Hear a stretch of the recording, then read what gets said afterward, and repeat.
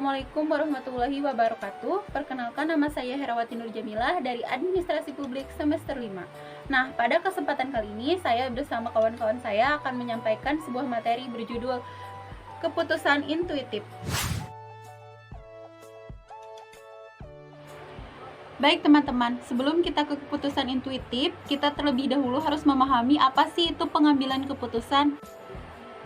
Menurut Sondang P. Siagian, pengambilan keputusan itu merupakan suatu pendekatan sistematis terhadap hakikat suatu permasalahan dengan mengumpulkan fakta-fakta dan data, penentuan yang matang dari alternatif yang dihadapi, dan pengambilan tindakan yang menurut perhitungan merupakan suatu tindakan yang paling tepat. Dalam pengambilan keputusan, seorang manajer itu harus banyak mempertimbangkan keputusannya dari tiap komponen dan seluruh aktivitas banyak orang. Nah, kenapa sih teknik pengambilan keputusan itu harus dipelajari? Nah, ini manfaatnya. Yang pertama, itu meningkatkan produktivitas perusahaan. Yang kedua, yaitu meningkatkan efisiensi. Yang ketiga, yaitu meningkatkan kualitas diri dan karir pengambil keputusan. Materi selanjutnya yaitu komponen pengambilan keputusan. Yang pertama yaitu menetapkan tujuan. Sebelum pengambilan keputusan, maka penting kiranya untuk kita mengetahui tujuan dibuatnya keputusan tersebut dan dampak dari dibuatnya keputusan tersebut. Yang kedua yaitu ada identifikasi alternatif. Setelah menetapkan tujuan, maka dilanjutkan dengan menetapkan berbagai alternatif yang mendasari untuk mencapai tujuan. Yang ketiga yaitu uncontrollable events. Nah, alternatif yang diambil itu harus mampu melihat pada kondisi sekarang terhadap kondisi yang akan datang. Jangan sampai keputusan yang diambil ini tidak mempertimbangkannya. Dan yang terakhir yaitu sarana mengukur hasil. Untuk sarana mengukur hasil itu harus ditetapkan alat atau sarana untuk menjembatani terhadap realisasi. Jika keputusan yang diambil ini tidak sesuai dengan realisasi, maka berarti putusan tersebut salah dan sebaliknya. Sebelum kita membahas kepada keputusan intuitif secara mendalam, di sini kita akan membahas mengenai dasar pengambilan keputusan. Nah, pengambilan keputusan berdasarkan intuitif atau berdasarkan perasaan itu lebih bersifat subjektif. Sedangkan keputusan rasional yang berkaitan dengan daya guna itu lebih bersifat objektif. Pengambilan keputusan berdasarkan fakta, ada yang berpendapat bahwa sebaiknya pengambilan keputusan didukung oleh sejumlah fakta yang memadai. Sedangkan pengambilan keputusan berdasarkan wewenang itu biasa dilakukan oleh pimpinan terhadap bawahannya atau yang dilakukan oleh orang yang lebih tinggi kedudukannya kepada yang lebih rendah kedudukannya. Lalu ada pengambilan keputusan berdasarkan pengalaman.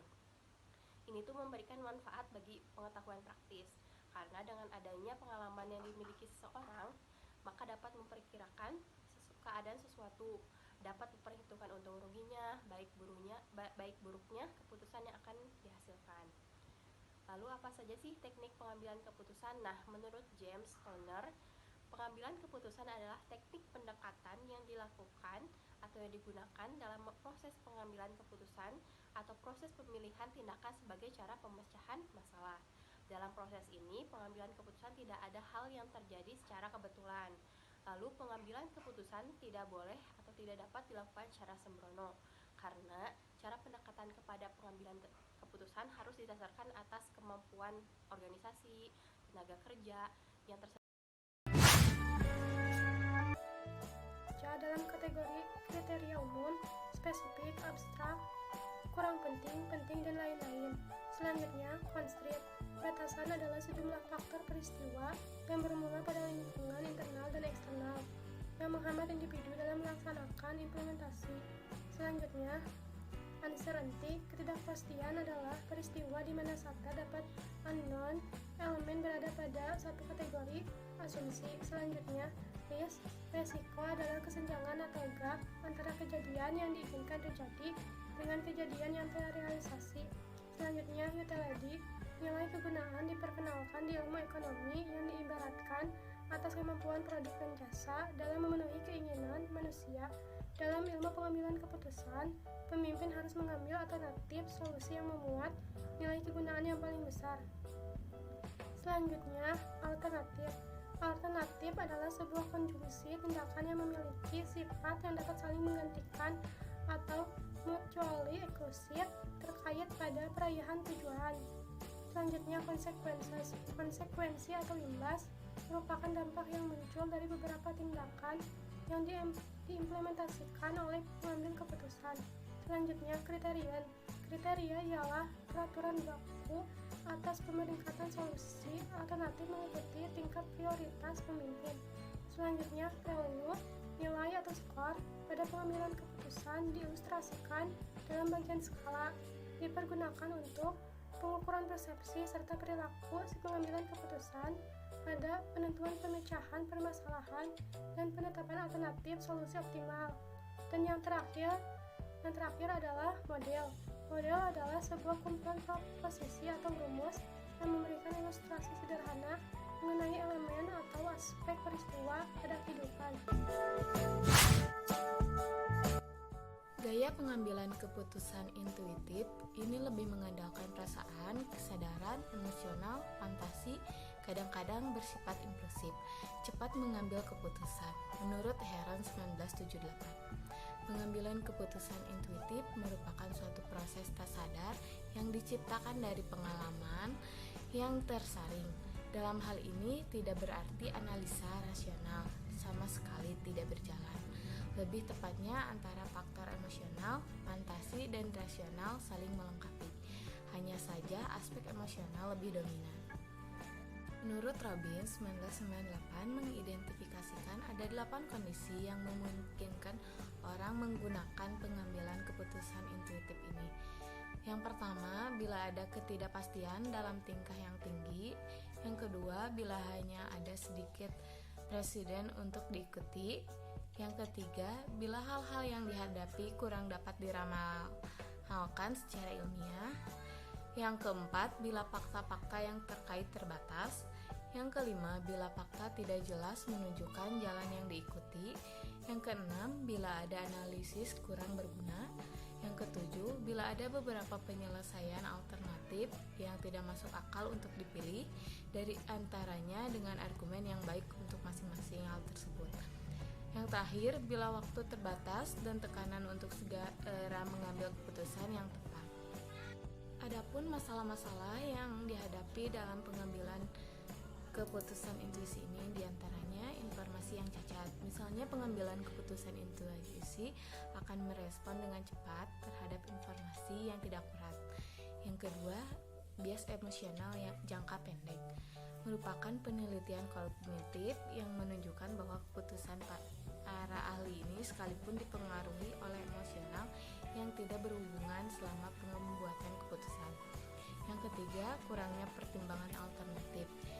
Intuisi umumnya bergantung pada pengenalan pola dan akan menunjukkan solusi yang telah bekerja dengan baik dengan pola yang dirasakan saat ini. Yang keempat, prasangka. Emosi membentuk intuisi kita dan dapat memungkinkan pengalaman yang cacat untuk mengesampingkan fakta dan bukti yang ada. Yang kelima, kurangnya keterbukaan. Setiap orang memiliki basis pengalaman yang berbeda yang menyediakan platform untuk intuisi mereka masing-masing. Yang keenam, penerapan yang tidak pantas. Orang yang memiliki pengalaman, keahlian, intuisi yang baik dalam satu bidang dapat menjadi selalu percaya diri dan menetapkan intuisi mereka di bidang yang tidak dikenal atau tidak terkait. Ini juga termasuk menggunakan aturan jempol yang mungkin tidak cocok untuk kebutuhan konteks keputusan saat ini. Cara mempelajari pengambilan keputusan intuitif. Pertama, gunakan proses terstruktur ketika waktu memungkinkan. Ini akan memberikan kerangka kerja untuk menangkap dan belajar dari keputusan sebelumnya. Itu juga akan menjaga dari kesalahan yang dapat terjadi saat menggunakan intuisi. Proses inovasi keputusan 4 langkah, kami sangat memanfaatkan pendekatan ini. 2. Dengarkan lebih baik, mendengarkan yang lebih baik akan memastikan mendapatkan lebih banyak informasi situasional. 3. Renungkan suatu keputusan sebelum diimplementasikan. Carilah area di mana emosi mungkin mendistorsi persepsi Anda tentang situasi saat ini. 4. Periksa kepercayaan. Apakah mereka didasarkan pada fakta dan bukti yang dapat diandalkan. 5. Konsultasikan dengan orang lain, dapatkan umpan balik dan validasi bahwa keputusan Anda tampaknya masuk akal. Juga perhatikan penilaian yang tidak sesuai. 6. Berkomunikasi alasan di balik intuisi Anda terkadang dapat dibuat eksplisit melalui diskusi dengan orang lain. Kegagalan untuk melakukan ini dalam keputusan bisnis dapat merusak implementasinya. 7. Tingkatkan pengalaman. Cobalah hal-hal baru. Pola berkembang dari pengalaman. Lebih banyak pengalaman akan menciptakan dan membentuk pola yang sukses. Ini mengarah pada intuisi yang lebih baik. 8. Belajar melalui pengulangan di lingkungan yang berbeda. Pengulangan di lingkungan emosional yang berbeda akan membantu meningkatkan konsistensi pengambilan keputusan intuitif. 9. Belajarlah untuk mengenali dan menafsirkan emosi. Emosi memberikan sinyal dari pola dan pengalaman sebelumnya. Mempelajari apa yang mereka indikasikan dan keandalannya meningkatkan kemampuan Anda untuk mengetahui kapan harus mengandalkan intuisi Anda. 10. Ciptakan lingkungan belajar yang tepat. Pengambilan keputusan intuitif yang lebih baik datang dari membuat lebih banyak keputusan lingkungan yang dapat memberikan toleransi dan atau resiko rendah untuk kesalahan dan yang memeriksa keputusan tanpa menyerang kebanggaan dan martabat orang yang membuatnya akan mengarah pada pilihan intuitif yang lebih baik. 11. Gunakan game pengambilan keputusan. Game mensimulasikan kehidupan dan menyediakan lingkungan beresiko. Adapun kelebihan dan kekurangan dari keputusan intuitif. Nah, yang pertama ini ada kelebihannya. Kelebihannya itu adalah waktu yang digunakan untuk mengambil keputusan relatif lebih pendek. Yang kedua itu adalah untuk hasil masalah yang masalahnya terbatas, pengambilan keputusan akan memberikan keputusan pada umumnya. Yang ketiga, kemampuan mengambil keputusan dari pengambilan keputusan akan berperan dan itu perlu dimanfaatkan dengan baik. Adapun kelemahannya, yang pertama yaitu keputusan yang dihasilkan relatif kurang baik. Yang kedua, sulit mencari alat pembandingnya sehingga sulit diukur kebenaran dan keabsahannya. Yang ketiga, dasar-dasar lain pengambilan keputusan yang sering kali diabaikan. Kesimpulannya yaitu, pengambilan keputusan yaitu proses pemilihan suatu tindakan yang akan dilakukan oleh seorang manajer dalam menentukan suatu hal, berupa kebijakan publik, yang akan berdampak bagi organisasinya. Martin Starr mengelompokkan 4 komponen pengambil keputusan bagi representatif dan rumusan data yang ada seperti fakta seperti penetapan tujuan, identifikasi alternatif, sarana mengukur hasil, dan lain-lain. Ada 3 hal metode pengambilan keputusan, diantaranya yaitu pengambilan keputusan berdasarkan fakta, rasional, dan intuisi. Dalam karya ilmiah ini membahas pengambilan keputusan intuitif atau intuisi secara spesifik. Gaya pengambilan keputusan intuitif ini lebih mengandalkan perasaan, kesadaran emosional, fantasi, dan kadang-kadang bersifat impulsif dan cara cepat pengambil keputusan. Pengambilan keputusan ini intuitif merupakan suatu proses yang tidak sadar diciptakan dalam hal pengambilan dan tersaring. Mungkin cukup sekian dari saya. Mohon maaf bila masih banyak kekurangannya. Wassalamualaikum warahmatullahi wabarakatuh.